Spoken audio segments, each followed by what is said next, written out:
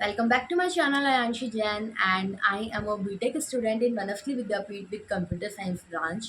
And currently मेरा second year over हो चुका है एंड अभी समर वेकेशंस है. After that third year start होगा.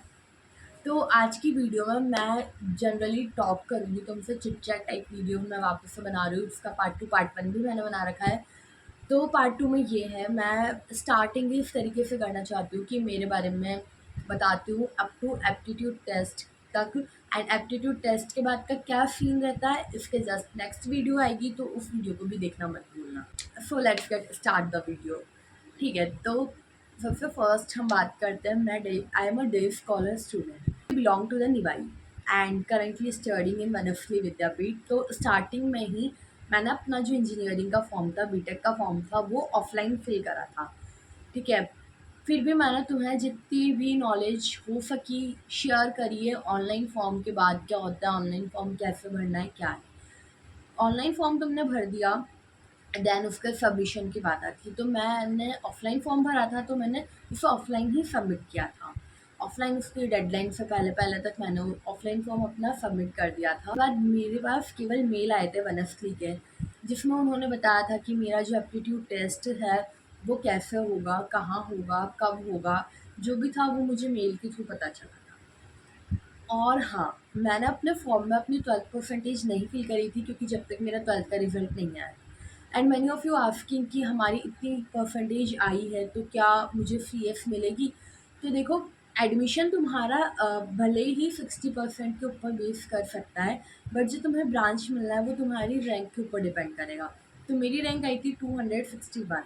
बट एट दैट टाइम, और शायद अभी भी, जो वनस्थली के बारे में हम सर्च करते थे कंप्यूटर साइंस में क्या कितनी फीट्स है, तो वो 240 फीट से बताता है. तो मुझे खुद को डर था कि पता नहीं मुझे ब्रांच मिलेगी नहीं मिलेगी, क्योंकि बहुत सारे कॉलेजेस में मिलना बहुत ज़्यादा मुश्किल होता है. बट वनस्थली का अपना खुद का एप्टीट्यूड होता है, कोई जेई नहीं होता, कुछ भी नहीं देना पड़ता.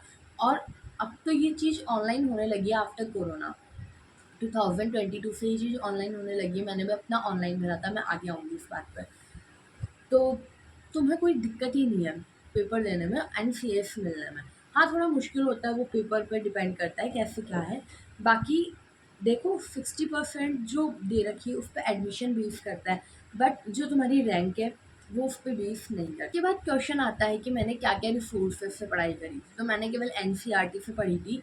एंड मुझे भी बताया था कि इस वेबसाइट से मैं एमसीक्यू क्वेश्चन प्रैक्टिस करूँ, बट मुझे उससे कुछ इतना फ़ायदा नहीं हुआ था, और ना ही मैंने उसको रेगुलर बेसिस पे किया था. बट हाँ, एक वो हो गया था क्योंकि मैंने जेई वगैरह कुछ भी नहीं दिया था.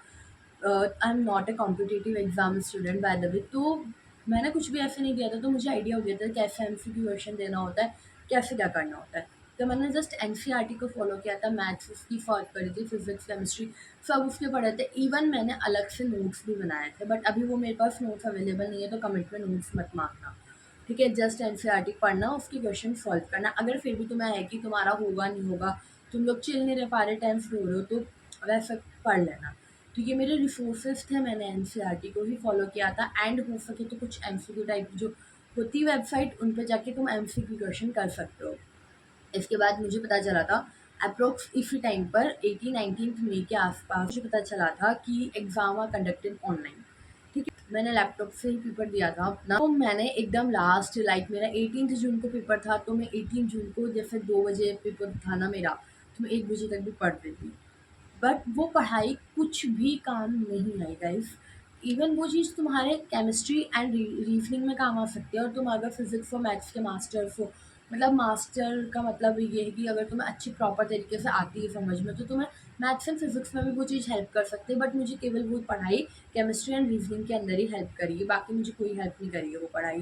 बट हाँ, उससे नॉलेज हुई, मैं अच्छी तरीके से एकदम एज ए जे एक्सपीरियंस पढ़ती थी. क्योंकि वही है ना, मुझे चाहिए थी branch, and branch generally all college में नहीं मिलती है, तो मुझे भी डर था.